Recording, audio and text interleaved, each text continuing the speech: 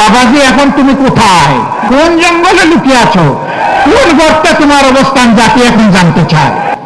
এখন বিভিন্ন জায়গায় তোমরা পালাচ্ছ কেন বাবারা? এরা গোটা জাতিকে হত্যা করতে চেয়েছিল।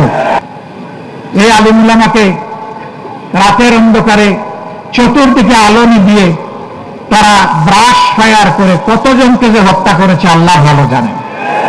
তাদের লাশটাও পরে পাওয়া গেল না। পাওয়া যাবে কেমনে? দুষ্ট সরকারের ভ্রষ্ট এক মন্ত্রী, সে এই 24-এর পতনের মাত্র 4 দিন আগে বলল, বাড়াবাড়ি করবেন না, 13 সালের 5 মে শাপলা চত্বর ভুলে যাবেন না। রাত্রে 12টার পরে আমরা সবগুলাকে সাফ করে দিয়েছিলাম। একজন বলেছিলেন না এই কথা, বাবাজি এখন তুমি কোথায়? যাদেরকে সাফ করেছিলে আল্লাহ তাদেরকে খোলা আসমানের নিচে এখন জায়গা করে দিয়েছে। তুমি এখন কোথায়, কোন জঙ্গলে লুকিয়ে আছো, কোন গর্তে তোমার অবস্থান, জাতি এখন জানতে চায়। আল্লাহ এই জমিন থেকে তোমাদের সমস্ত ইজ্জত সাফ করে দিয়েছে। এখন বিভিন্ন জায়গায় তোমরা পালাচ্ছ কেন বাবারা? এটা না তোমাদের মার দেশ না বাবার দেশ? আমরা না তোমাদের দাস এবং প্রজা? তোমরা না দেশের মালিক ছিলা? তো মালিকগুলা কোথায় গেলা? আসো সাহস করে।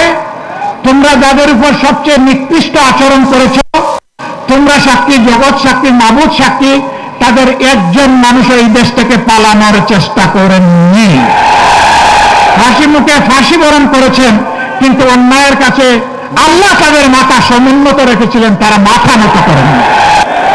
দলের ভিত্তিতে, ধর্মের ভিত্তিতে, গোষ্ঠীর ভিত্তিতে আমরা কাউকে আর জাতিকে ভাগ করার সুযোগ দেব না। জাতিকে তারাই ভাগ করে যারা জাতির দুশ্মন। জাতির যারা বন্ধু তারা কখনো তার জাতিকে ভাগ এবং বিভক্ত করতে পারে না। এই ক্ষেত্রে আমরা আপোষহীন।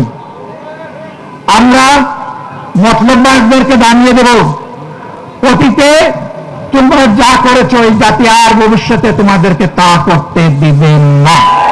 আমরা সেই রকম শাসক চাই, গ্রামের মেম্বার থেকে শুরু করে পার্লামেন্ট মেম্বার পর্যন্ত, অফিসের পিয়ন থেকে শুরু করে বঙ্গভবনের প্রেসিডেন্ট পর্যন্ত। আমরা ওই রকম প্রধান দায়িত্বশীল শাসক চাই। যারা মতলববাজ লোভী লোকেরা তারা এটা চাইবে না। সেনাবাহিনীর 57 জন কমিটির 24 দেশপ্রেমিক অফিসারকে নির্মমভাবে ক্ষমতা আসার মাত্র 2 মাসের ভিতরে হত্যা করা হয়েছে। ইডিআর বাহিনীকে ধ্বংস করা হয়েছে। নিজেদের ক্ষমতায় যাওয়ার সিঁড়ি হিসাবে তাদেরকে বলির পাটা বানানো হয়েছে। এই সবগুলোর বিচার চাই। নিরীহ মানুষগুলা যারা জেলে বন্দী আছে তাদের সবার মুক্তি চাই।